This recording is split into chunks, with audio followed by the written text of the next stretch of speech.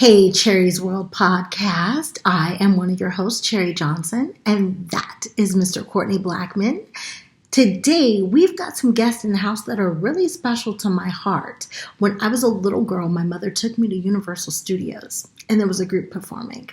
And the group just happened to sing some hits that have stuck with me for my whole life. Problem is, I didn't really understand all the words until I got grown. And now that I'm grown, I got them here because I need to ask them some questions. Ready for the World is in the house, y'all. Stay tuned.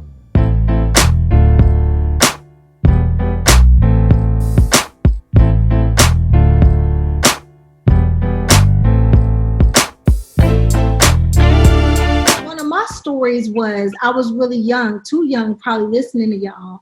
I was at some boy's house in his room. I shouldn't have been in his room. And he turned on Tonight, right?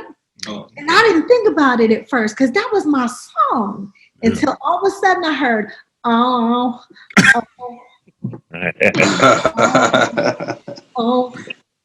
ooh. And I was like, I gotta go. And I did not get none ever off Ready for the World because I was too young and I was scared. And that song was written by about a girl named Bathsheba. I'm not going to say her last name. Who wrote that song? Melvin wrote the lyrics, and me and him did the music. That was his first piece. In the Winnebago. Everybody remember that first one. But it's true. Everybody remember that first one. That is hilarious. Speaking of that, I wanted to have this whole conversation. A huge Ready for the World fan. You guys. Oh, thank you.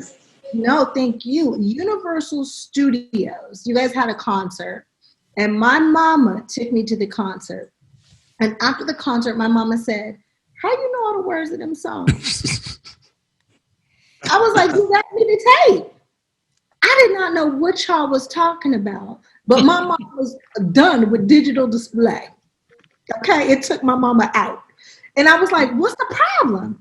And not until today in the shower, I was singing the words. I was like, I never had a girl before. Yeah, I thought I was doing it. And then I started listening to what I was singing, and I was like, I started something about playing with my digital display. And I was like, oh.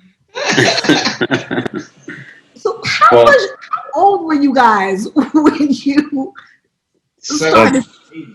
16, 17, 18. Yeah, 16, 17, 18. Great wrote digital display. What was you thinking, Greg? Say that again. I dropped my glasses. Say that again. I said, what was you thinking when you wrote digital display? It was a true story. It was a true story. I had just broke up with a girl, and she had moved to Chicago.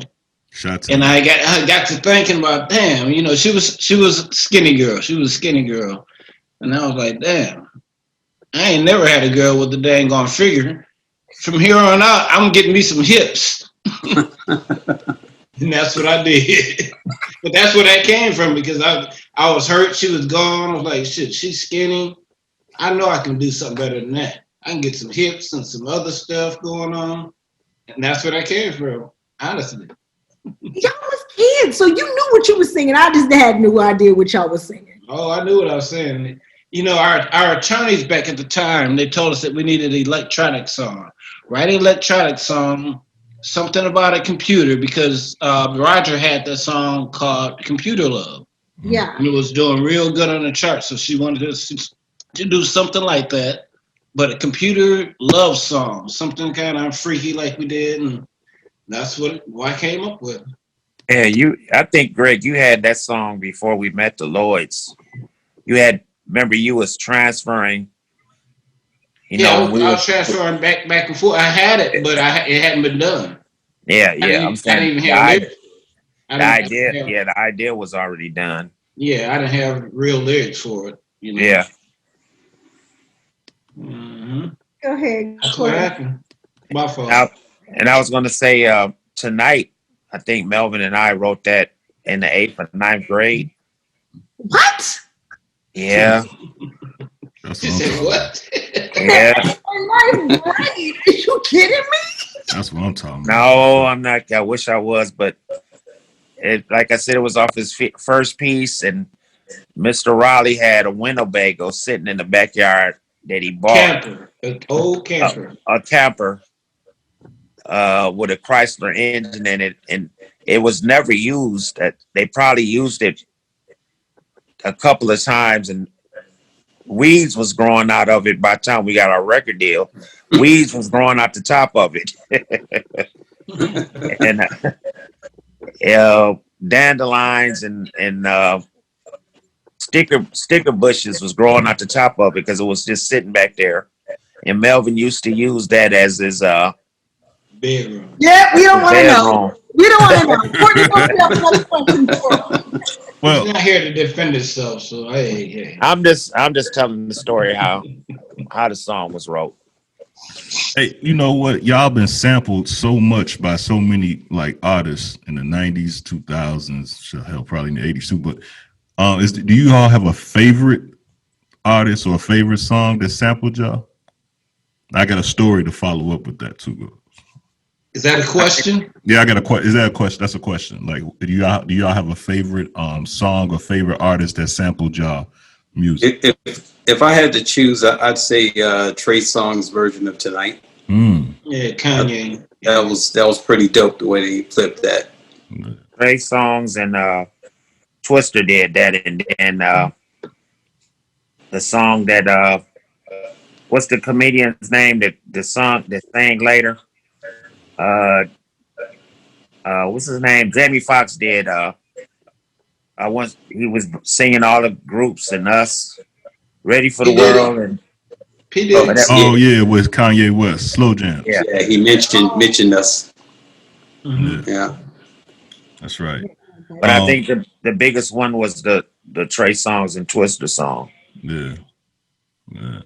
Hey, when I was in 1998 or not, I think it was 1998 going into 99, I went to this club. It was this club in Chicago. I'm from Chicago. It was this club like in the... Me too. Who's from Chicago? Hey, where you from? West side or south side? I don't know. Oh, okay. I think the north side. North side. I was like 7 when I moved here. Oh, okay. Now I went to this club, and this girl, I was drunk as I was only 18, but I was drunk. I was lit, and this girl, she had a version of y'all's song. Her name was Onesia or something like that.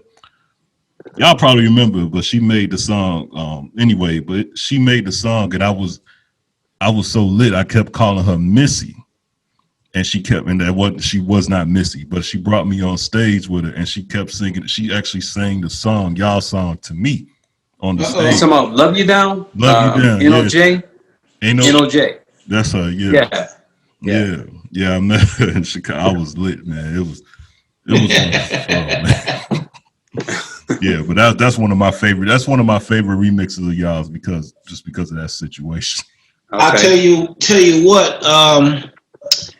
What's the name of that group? Jagged Edge. Hey. They got a new one with "Love You Down" in it, and it is hot to death. And it's Deep Inside Your Love. Deep Inside Your Love. Oh, that song is so hot, man. Yeah, that's pretty nice. Yeah, they did. So and I'll say this, throughout the years when we were creating this music, we had no idea that it was going to be so impactful, that it was going to last as long as it has, and the remakes and all that. So we definitely appreciate it. We've seen it on our publishing for the most part. So that's a good thing. Dope. Okay, I don't know if anybody ever asked y'all this, but I want to know because I'm nosy. Who is Sheila? It was, as Greg said, it was nobody. It was just, Melvin came up with the initial idea, and then we built the music around the idea. So it was many titles to the song before we got to Sheila. So I'm ready to change my name.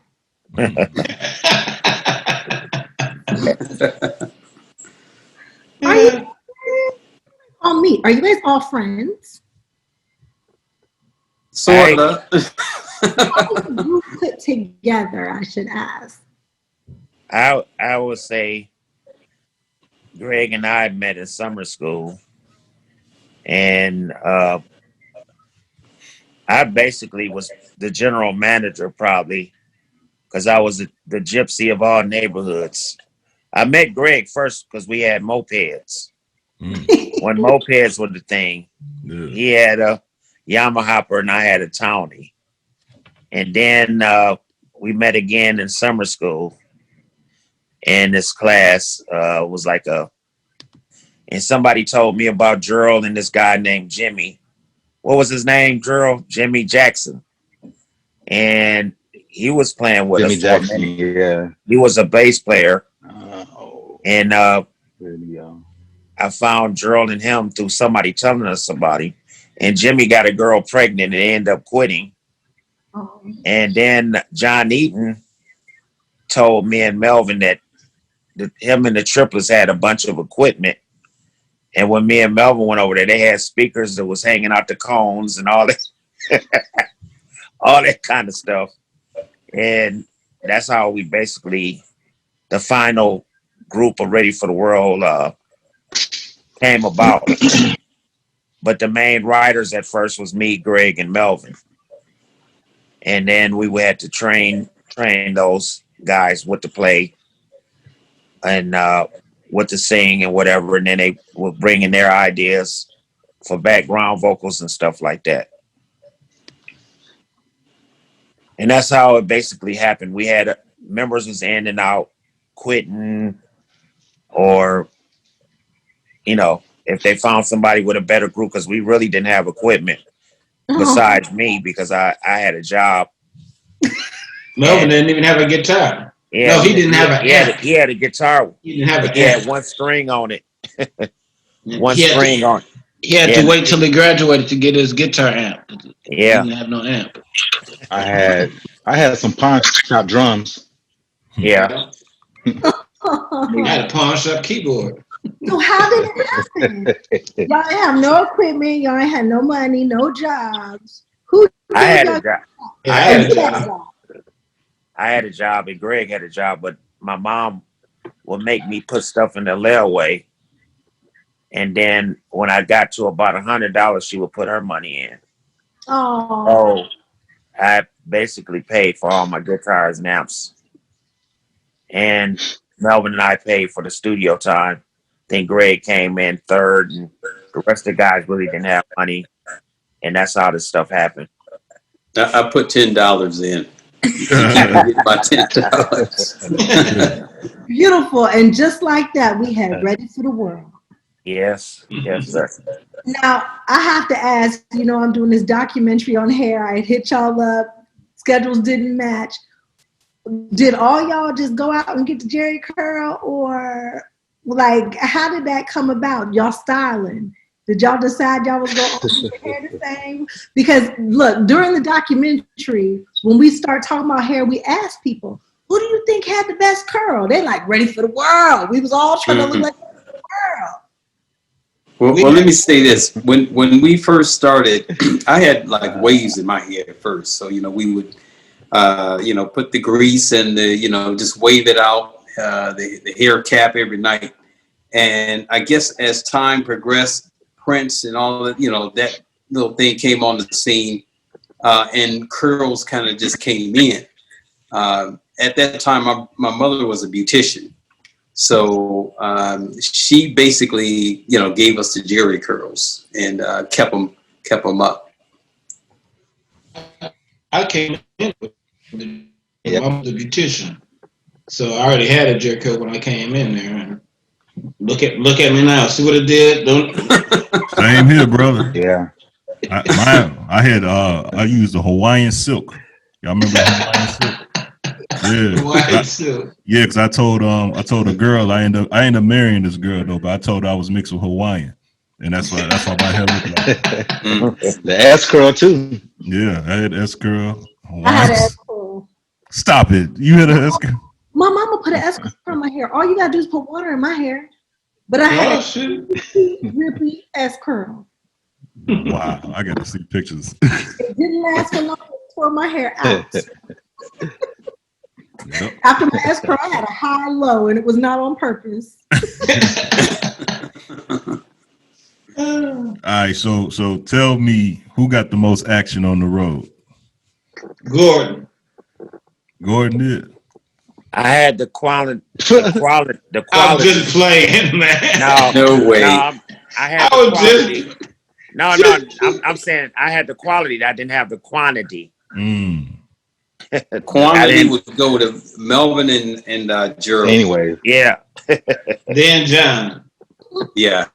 Look at Gerald down there. He ain't even I saying can't see nothing. nobody. You can't see him? I can't see no one, but I had my fair goods of women, but it was all good. It was all fun. Yeah, what was groupies like in the 80s, I man? only see myself. Dang. We see. Oh, loyal. Loyal, that's good. They had no social media to ruin it for you. No, that's Yeah. yeah, that's good. But wait a minute. Exactly. Y'all was just out on the road. I can't see nobody. So when you're talking about out on the road, what's the difference between the groupies in the 90s and the groupies now? Are they the same ones? They just It was at that time. It was the groupies, and then the beginning of the sack chasers. The sack chasers.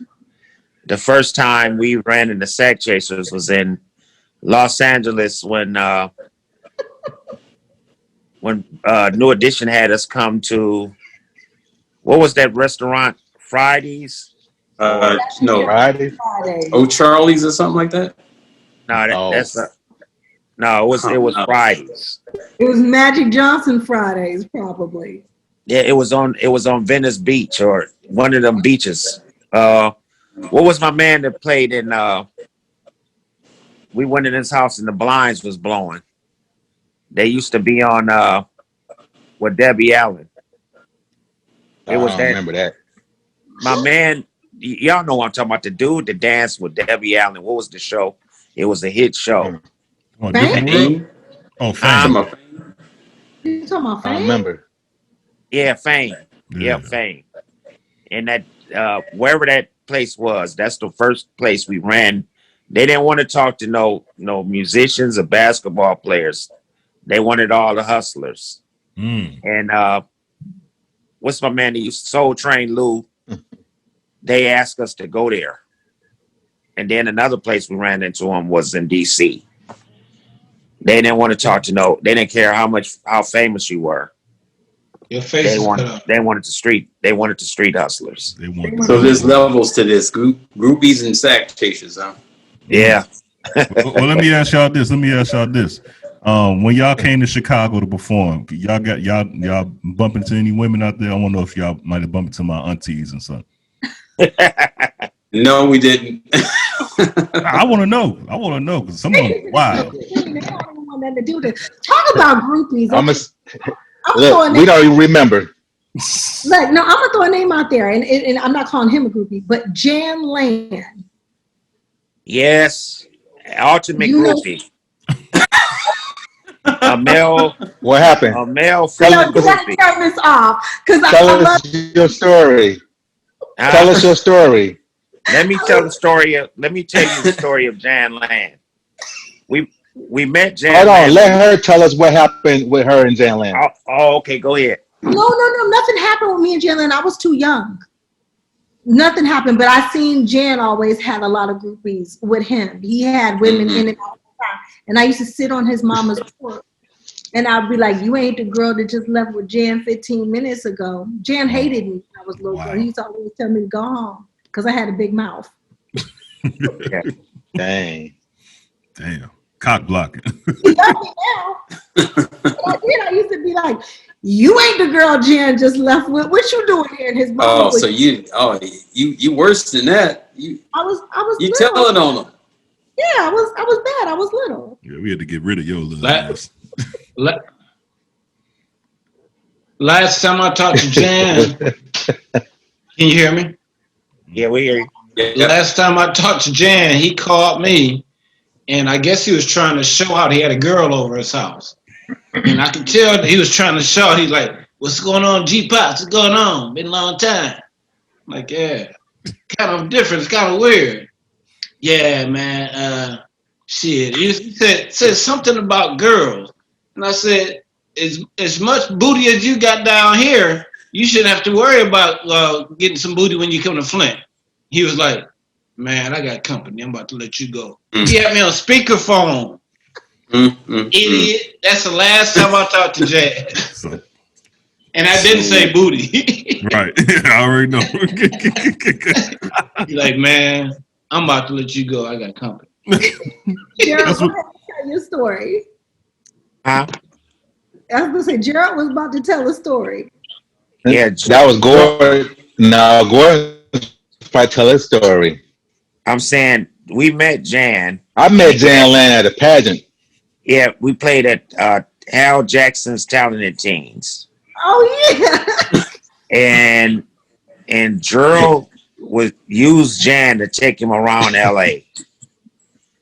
And somehow or another, he was invited back to Flint by one of them. And when he got back on the airplane with us, when they got to Flint, they said they didn't want him to stay with them. So I opened my doors. Aww. And that's how he came to Flint. And he stayed here with me and my mother because we were still young at that time. And he wanted to work out on the road with us. And some of the band members didn't want him to do that. Then he did. I talked him into let him do lighting. Yeah. But Jan Land, we didn't even know Jan Land. He had nothing to do with us. You know what I'm saying? Now, when he told the story, he is a group member. Yeah, now he wants to be a group member. Yeah. He don't even speak to us. He don't even speak to us or call us. Now he talks just to Melvin. He's Melvin's boy. Yeah, I'm saying to give you he stayed here for like 2 or 3 years. And when my mother passed away, he didn't buy her dandelion. But when Melvin's mother passed away, he flew in the same hour. And I'm sorry to that. And basically he stayed here with us, drove my cars and everything. So that story is not only did you have female groupies, but y'all had some male groupies too. Also, yeah, some super fan. He's a super grouper. So, question: what do you think is worse, female groupies or male groupies? Female. Really? Why? See, I think male groupies are worse. They scare me. Well, male groupies don't ask for nothing. They just want to be around and see what you're doing and where the girls at and that kind of stuff. Female groupies, they always want to eat. That's the problem we had in LA. They were always hungry. What time are you guys going to eat? You guys want to go get something to eat? Because we knew they was hungry all day. They didn't have no men. They didn't have furniture. They had a bed, and it was sitting on the floor. So as soon as we came to town, they guys want to go out to eat? Because we knew the stomach was growling. We knew they was hungry. You know how often I hear about girls trying to get free meals? Like, that's something I could never. I would go out with men and always pay. So I can't imagine you hung. That's all you could think to ask for. No, I'm saying when they spent the night with you, and the next morning they'll order. Go ahead and order something. Well, I want a loaf of toast, a box of pancakes, a pack of bacon. You know what I'm saying? They were always hungry. I'm not going to tell you what we called them, but it was Hungry H. What we called them girls.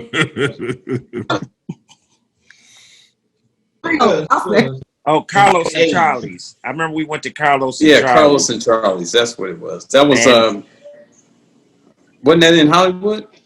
Yeah, that's where Eddie Murphy got in the fight. That was the place to be back in the day. This was before y'all time. Yeah, y'all. Yeah. Mike Tyson got in the fight in there. All kind of people. That's where we met. Mike Tyson got in the fight in there. That's where we met Eddie Murphy at. He came over. Hey, how you got doing? Introduced himself to us. And that was Roscoe's Chicken and Waffles where he introduced himself to us. Roscoe. Yeah, I'm saying, but Carlos and Charlie's was where Prince and Eddie Murphy and everybody. That was on, was it Hollywood and Vine, or name some streets to run through Hollywood? I was gonna say there's a whole lot of them, but that Sunset. Wasn't it on Sunset? Yeah, Sunset Boulevard. That's it. Sunset Boulevard. Yeah, I was just saying that's where we met him at. That's where he came and introduced himself to us. Prince and all the mega stars used to go to Carlos and Charlie's, and we was lucky to get. I mean, I went in there a couple of times, but they went in there religiously. Greg and Melvin especially, and Drew. That's the place to be. Yeah. Hey, did y'all ever perform on Soul Train? I'm pretty sure. 100 times. Yeah. Okay. Every record that was a single we performed. What was that like being on Soul Train? And what was Don Cornelius like? Can I tell it? Yeah. Please tell it. Well, before you tell it, Greg, let me just say it was iconic because we grew up watching Soul Train, and to actually be there and perform on it, that was iconic. So I'll let Greg go ahead, and I know what you're gonna say. No, it was a trip because we thought those Soul Train dancers got paid, and they didn't get paid. Their pay was Kentucky Fried Chicken. They had a table, a wall of tables, piles and piles of KFC. And that would be their pay. They can eat as much chicken as they want, but they didn't get paid. Right. And garbage cans of pop with ice in it. Yep. So it was a ghetto production. Oh, it was worse than that because while we were up there recording, say we're doing those Sheila, and they're recording. If somebody was talking, Don Cornelius would stop the music and cuss them out. Mm-hmm. He was like Pinky. You're Chicago cat. He would lose it. Who's talking? Who's talking? I'll put you out right now, man. To be quiet like a church, my man would lose it. While we're on stage, we're up on stage, my man will lose it. Yeah. So that's something that I remember right there. Cause that dude, and his lip used to shake when he was hollering. The shit go. He be looking mean. How do you treat y'all though? Great. Okay. Great. Treated us real good. Wow. Checked on us, make sure everything was okay before he came out. You know. I think he introduced us to this guy named Mel. They had a fish spot in Watts or somewhere. They had the Rolls Royces and the Bentleys and. He had two. He had a convertible and a hard top. He parked in the back at Soul Train. Yeah. I always two baby blue Rolls Royces. I wanted to be Jody Watley. Can't you tell? Oh wow! Searching for a new love. I want to be a Soul Train dancer. I was gonna do that line dance. I love Jody Watley's sister. Who's his sister? Oh, y'all don't know who her sister is? No. That's a story for another podcast. Oh, wait a minute. I do know. Look it up. We're not going to talk about that here. She's a star too, right? But a different kind of star. Yes. She's a great star. Oh, okay. Her sister. Okay, I get it. Orlando Valley stars. Mm-hmm. Where's Feezy? He done disappeared again. I don't know. Okay, I have a question for you guys. Everybody's on Instagram now, right? They have these Instagram verses. Who would go versus Ready for the World? Usher.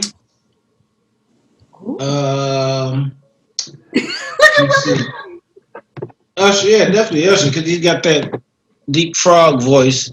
When he first came out, he kind of sounded like he was trying to sound like Melvin when he first came out. I would say Usher. Anybody from the 80s. Male group from the 80s. Any male group from the 80s. The only thing I would say that our catalog is not big as everybody else's, but mint condition. No, I would say ready for the World versus Full Force. I don't know about that one. No, neither. They was more of a, they were a lot. They didn't have. Well, they had verses, It was a different group. You know, we were more like a singing group. You know what I mean? You, Willie, who do you think? Maybe, I don't know. I'm thinking,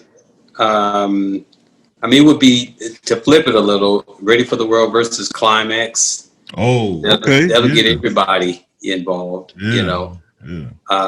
And then, Mint Condition would be a good one too. And then you got Jodeci, and I'm saying Jodeci because they were, as we were declining, Jodeci was rising. So we kind of clashed at one point. That wouldn't be a good look. Jodeci, once they drop the needle on their record, some hits just keep going. Oh yeah, they got some hits. What about H-Town? Say it again. H-Town is more 90s. I love H-Town, man. I went to Chicago to meet them dudes. Took my son. I drove my son down there to meet them dudes. They were real cool. It was really cool, man. What about Atlantic Star? Atlantic Star? Is that more? They're a little bit older than us. You guys are in their 60s.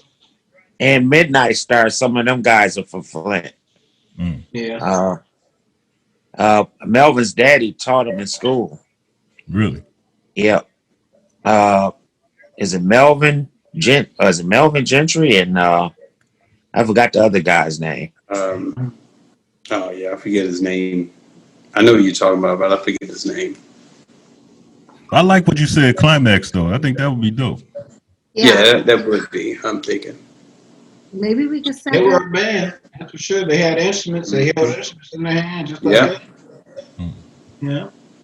They had a pop record.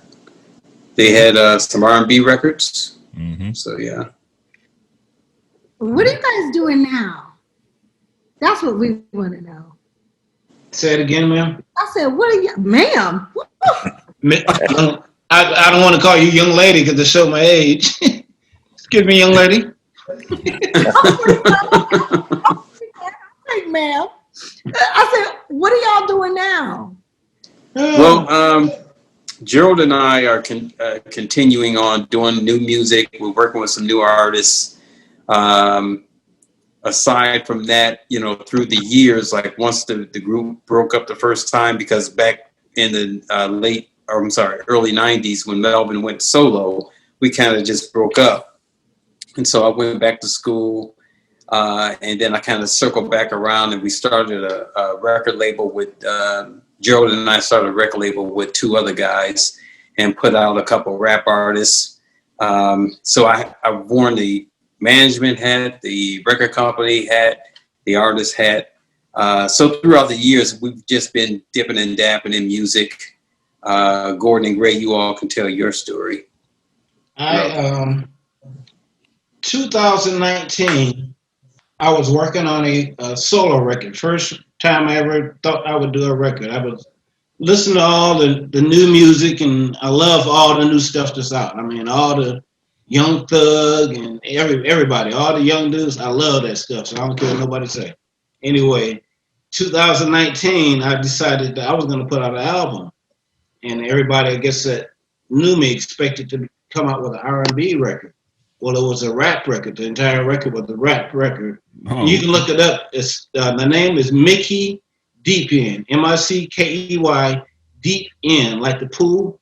So you can look it up on anything. I'm on everything. Mickey Deep End. Okay. 1 week after I put my album out, I had a major stroke. Oh. So I retired and everything. So I can't work anymore. So I just been doing me ever since then. Very good, because I was paralyzed. I was paralyzed on my right side. I couldn't talk. I could talk, but I'm still having some speech impediments, but I couldn't move anything on my right side. So right about now, I'm probably about 85% or 90% recovering. I can move my hand. I couldn't move my hands. I couldn't do anything. I couldn't go to the bathroom. So, I'm driving. I'm doing everything now except for running. One of my favorite hobbies is going to the gun range shooting. I love that. So when I had my stroke, I could not pull the trigger. That just broke my heart. Keyboards music is my number one thing, and number two getaway was, going to the gun range. So I had to build that strength up so I can go to the gun range. So I was able to do that again, but I'm still not able to play the keyboards or play the guitars and basses and stuff like that yet. So recovery's going good. It just it's taking a little bit of time. Did it start with high blood pressure? I had high blood pressure, but it was caused by cholesterol. I had high cholesterol, and it popped the vessel in my brain. Oh, And that's what caused a stroke. I had to ask because Black men, we need to change our eating habits. I'm a certified nutritionist. If you need my help, reach out to me, and I got y'all. But I'm so thankful that you are recovering. Yeah. You know, there's a guy, it's still on the same subject. There's a guy a black guy, he's a trainer for all the celebrities in tennis. He trains all the celebrities how to play tennis. He just had a stroke not even a year ago. Young black guy. And he was in perfect shape. I mean, he trained everybody, and he had a stroke. I mean, perfectly fit. He had a way worse stroke than I did. He can't do anything. I don't even think he's talking. God bless. This is Gordon. When we first started, I was so afraid of the flights. I tried to go up my life insurance policy. And when I did that, they wanted me to go have a physical. And they told me at that point in time, at 19, that I was leaking protein in my urine, not knowing that it was something that my great grandmother had, and she died giving birth to my great auntie. And back in those times, it was called dropsy if you had kidney problems. Anyway, when Melvin left, I did some recording with Willie and Gerald and Greg, and we had to get another singer, and then it was not successful. And Greg got me into bike riding, buying expensive bikes. And I did that, and then I started riding the bikes to the gyms. And lo and behold, I was playing basketball with Willie now and his family, and I fell out at the gym. And when they took me to the hospital, they didn't find anything. But it was a start of my kidneys declining. And four of my family members had the disease. It's called glomerular follicle sclerosis. And what is it? Polycystic kidney disease. I had a transplant, and I also I worked at the hospital, and I was able to take care of patients. I took a nurse aid course, and me and Drew worked at the same hospital, but I dug in deeper into doing things, even all the way to bagging bodies with some of the nurses. And I had a transplant, and I just had cancer that just took the kidney out of my body. My brother gave me. And a long story short, but I went on what Willie was doing, eating chicken, turkey, and fish and vegetables. And even that didn't prevent it kept my kidneys working an extra 10 years. And from all the exercise I was doing, the bike riding that Greg got me into, and the bike riding and playing basketball every day, is probably why I'm still here. I know I've had over 30 surgeries.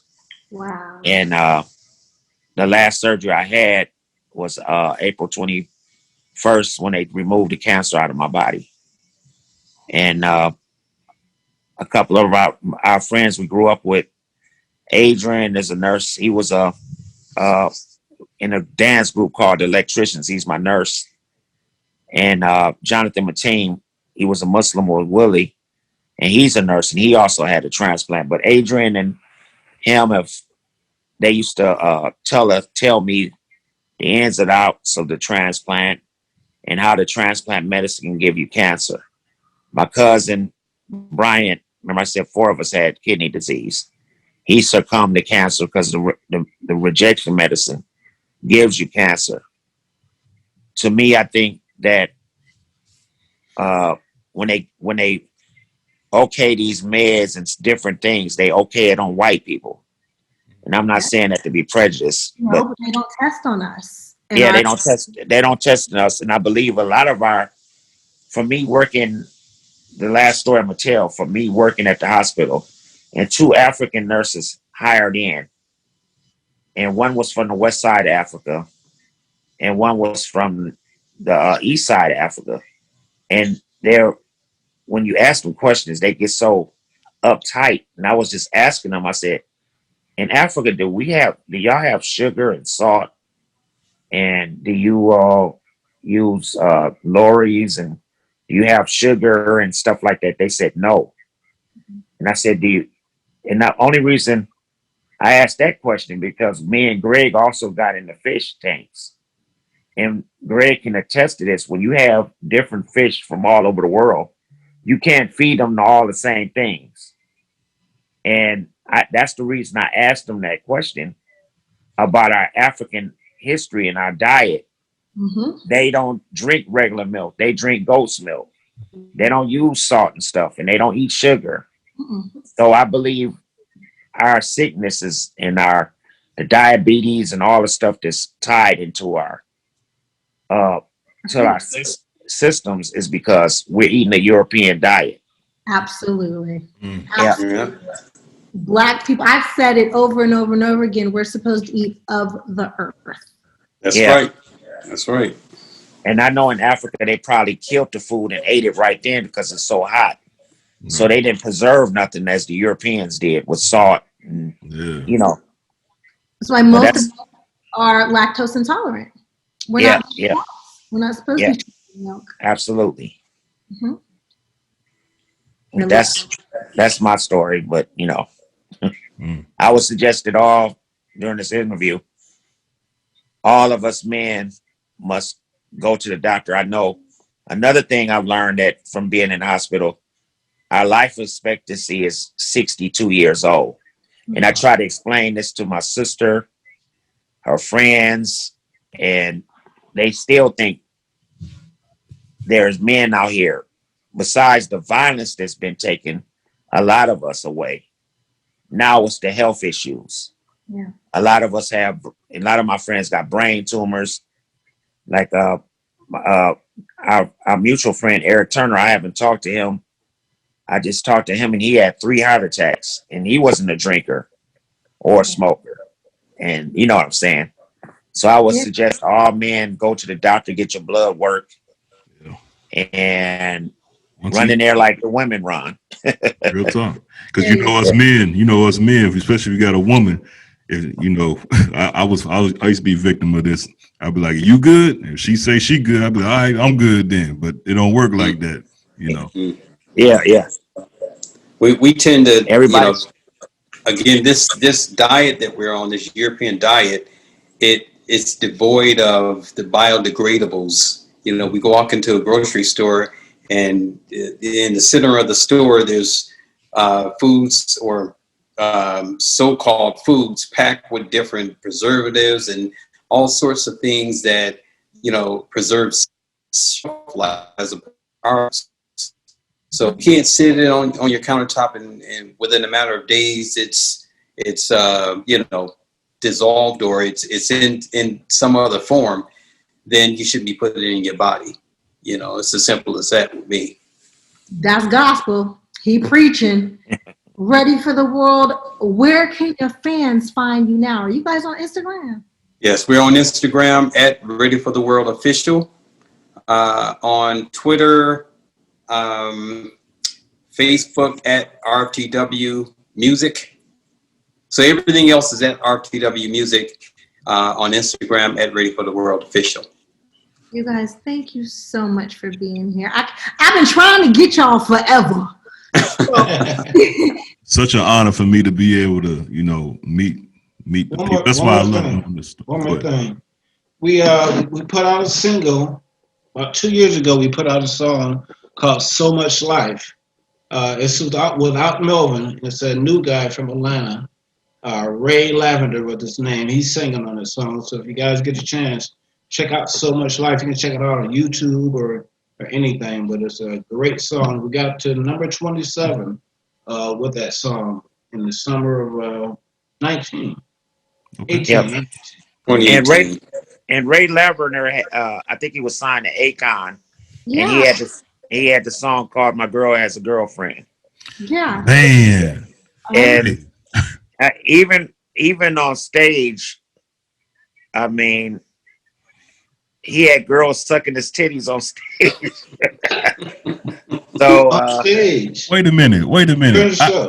So hold on. I got to ask you a question about that. See, I've been looking for that song because in 2007 I had my bachelor party in Miami, and we had a big Topaz suite, and we never had this conversation. Well, I just want to know, like, because that song was playing the whole time out there, and I never knew who that person was. That was a dope ass. He was signed to Akon Music and through CBS some kind of way, and we did this. Willie and Gerald found him, and he wanted to perform, and we were going through trouble with Melvin, which we still are. And when the record promoter got us up to that 26 or 27, he told us, and he was asked, what the F is wrong with y'all? Y'all ain't even happy about the situation. But we done been through so much, you know what I'm saying? Health-wise and music industry-wise, it's really hard to break stuff at this point in life. You know what I'm saying? And that's all I can say about that. You know, Melvin is not with us anymore because we basically, when we first started, they asked us to share the royalties, me, Greg, and Melvin, to share the royalties with the non-contributors. And that was before Gerald helped duo Sheila, and they asked us all in a row. They asked Melvin first, Greg second, and me third. And John was just in the room with us. And we agreed because if we didn't perform, they wouldn't have got anything, you know, if we didn't have any live performances. Long story short, when Twista and Trey songs did Tonight Over, is how I discovered him taking our royalties. And that's how we had to go out and get Ray Lavender, because Melvin is basically trying to punish us for, you know, us catching him, putting our trust in him. And he set up and watched us go to work and get jobs and all that kind of stuff. Music game. His excuse was, how can I steal what's already mine? Dang. Now, what he was doing, when he went solo, the record company mixed his royalties with our royalties some kind of way. We think he had something to do with it, but they got mixed up. So what he did was, when our royalties started coming, he started taking what he felt was his. Well, we didn't know he was doing that. He ended up telling Willie and Gerald back in the 90s that he was doing that. But every time a check come, he would pull out what he thinks was his, you know, from his solo career. And from a song he did by what was a group called 4x4, with some young guys, young kids way back in the day. He did a song on them. It didn't do anything. But he come over. The song did so good that he kept on saying, y'all get my 4x4 money. We're like, we're not getting your 4x4 money. So he started taking what he thought was his. And when Gordon asked the record company to send us the amounts of money that we were getting, that's when we found out they were sending us like $300,000, $110,000 that was coming to Flint, but we never were getting that money. And when we found out that money was coming to Flint, that's when we, you know, got a lawyer and tried to sue Melvin, and they told us because of statute of limitations, we could no longer sue him because it's been so long. So that's why he's not with us today. I'm so I thought maybe it was just like, you know, he's famous. So no, that's exactly what happened, and that's when Jan became his best friend and all. You know what I'm saying? Oh, and you know what? But While I'm on here, I got to give a shout out to Philip Loving Jr. because he's actually who reconnected me guys with you. Okay. yeah, Yeah. So thank yeah. you. But For that's just we had to share that with you, and why we had Willie. I was doing dialysis when we did Sway in the morning, and because my dialysis equipment didn't arrive in New York, Willie and Drew didn't tell the story when we were on Sway in the morning, and I didn't make this stuff because I had to do makeup dialysis in New York, and I didn't get to do the interview. But people should know because the fans have supported us this long, yeah. and it's a reason why this is going on, and I just think everybody should know what's the reason for the season. And we were a team of producers. We all could play instruments and separate instruments. Some of us better than others. It's just, but it's a team like a basketball team. Everybody has to know their position and whatever what they do. Right. And that's the way we've been operating since the beginning. But you know what I'm saying. I'm so I was glad that Greg did so much live because mentally I wasn't able to do no more music because I was just tired, and I was taking care of my mother and father, and they were dying, and I Wow. was sick. So Greg, that was a great song he did, and Willie helped promote it, and the story of us needs to be told. You know what I'm saying? I agree because we love you. Sure Yeah. do. And Well, thank you guys you. are specials to a lot of us. We appreciate you having us on your show. Definitely. Anytime. And when y'all ready to write a book or something, let me know. Okay. That's what's up. Yes, All right. ma'am. Well, thank you. And we want to talk about the book on the show, the movie, the something. Y'all need to do something. Right. Well, the movie was in the works, but somebody screwed that up. So hopefully we can get somebody else to do it. You know what I'm saying? Well, let's talk about it. Yeah. Uh-oh. All right. Okay. Uh-oh. Yeah, All right. I love y'all. Okay. Thank you. We love Thank you you. too. Thank you. Yeah, y'all meant the world to me. Yes. Yeah. Thank you. For real. Thank you so much for being here. You done made two old little kids very happy. Yeah, man. All right. The All soundtrack right. to my Thank you, teenage Kevin. years, for real. All right. Thank you guys. It was so Thank nice. you. All right. All right. Bye-bye. All Bye right. bye. Hey, please like and subscribe to my YouTube channel. It is the official Cherie Johnson. That way you never miss one of our Cheries World podcasts.